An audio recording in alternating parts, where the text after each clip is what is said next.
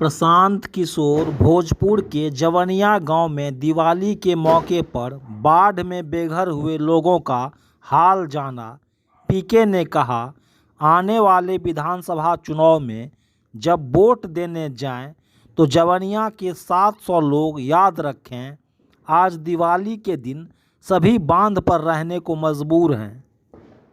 जब पूरे बिहार में, पूरे देश में लोग आज प्रकाश के पर्व दीपावली को मना रहे हैं, तो कोई ये भूले नहीं कि बिहार का एक गांव जवनिया, जो पिछले कुछ महीने पहले जहां सैकड़ों लोग, पूरा गांव और सैकड़ों लोगों के घर, उनके मकान, उनके जीवन भर की कमाई, उनके खेत, सब कुछ गंगा में समाहित हो गया। तो जब आप अपने घर में दिवाली मना रहे हैं तो याद रखिए कि बिहार में एक गांव था जवनिया, जिसके सैकड़ों लोग गंगा के कटाव से कह के आज बेघर होकर बांध के किनारे किसी तरह अपना जीवन यापन कर रहे हैं। ये भूले नहीं कि उनके ही राज्य के कुछ साथी किस कठिन परिस्थिति में अपना जीवन बिता रहे हैं। हम इनकी कोई मदद नहीं कर सकते। हम बिल्कुल आपको स्पष्ट बता रहे हैं, हमारी कोई ताकत नहीं है कि हम इनकी मदद कर सकें। हमसे पहले भी यहाँ कई नेता लोग आए हैं, आगे भी नेताओं का आना जाना लगा रहेगा।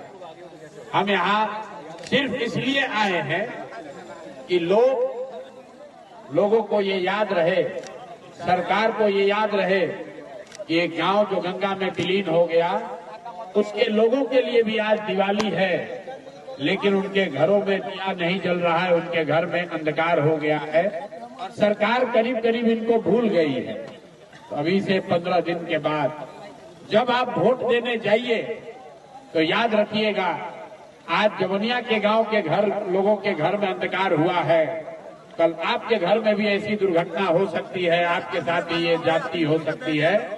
तो ऐसा लग रहा है ये तो जवनिया गांव का मामला है, 500 परिवारों का मामला है जिनसे आपकी कोई रिश्तेदारी नहीं है, जिनको आप व्यक्तिगत तौर पर जानते नहीं हैं। लेकिन ध्यान रखिए, ये बिहार के लोग हैं, आपके लोग हैं, और जैसे इनकी चिंता नहीं हो रही है, कल भगवान न करे अगर आप पर कोई संकट आ जाएगा तो ये सरकार आपके और आपके परिवार की भी चिंता नहीं करेगी। यही बात बिहार के लोगों को याद रहे, खास करके जब आप जा रहे हैं लोकतंत्र के सबसे बड़े पर्व चुनाव में, अपने लिए नई व्यवस्था, नई सरकार को चुनने जा रहे हैं, तो इस जवनिया गांव के लोगों के दर्द को भूलिएगा नहीं।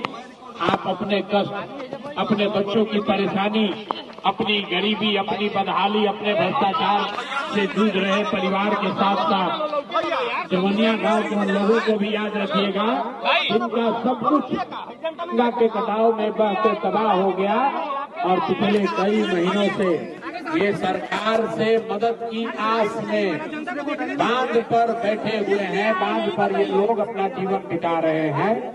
इसीलिए आज मैं आया हूं कि आज के दिन एक बार बिहार की जनता को ये फिर से याद दिलाया जाए कि इन लोगों के आवाज में अपनी ताकत जोड़िए, अपनी आवाज जोड़िए। आपके हाथ में वो ताकत है, आपके वोट में वो ताकत है। जिस सरकार ने जवनिया गांव के लोगों को इनके हाल पर छोड़ दिया है, हर हालत में उस सरकार को हटाइए, बिहार में बदलाव कीजिए, नई व्यवस्था बनाइए, ताकि जो परेशानी आज जवनिया गांव के लोगों को हुई है वो बिहार में आने वाले समय में किसी के साथ न हो। इसी के लिए आए हैं और दिवाली की संध्या पर जवनिया गांव के लोगों को दिवाली की शुभकामना दे रहे हैं और ऐसी प्रार्थना कर रहे हैं कि आने वाले समय में आपके घरों में, आपके परिवार में भी खुशहाली आए। इस गांव के लोगों के दर्द को मत भूलिए। जब वोट देने जाइए, आपके वोट से ही वो जिम्मेवारी सरकार की तय होगी। सभी लोगों में डर होगा, जैसे यहाँ पर लोगों को 10-10 हजार रुपया मिला है, वृद्धाओं का, वृद्ध लोगों का 400 रुपया से बढ़कर पेंशन 1100 हुआ है, विधवाओं का, विकलांगों का पेंशन बढ़ा है, जैसे अभी महिलाओं को 10-10 हजार रुपया दिया है।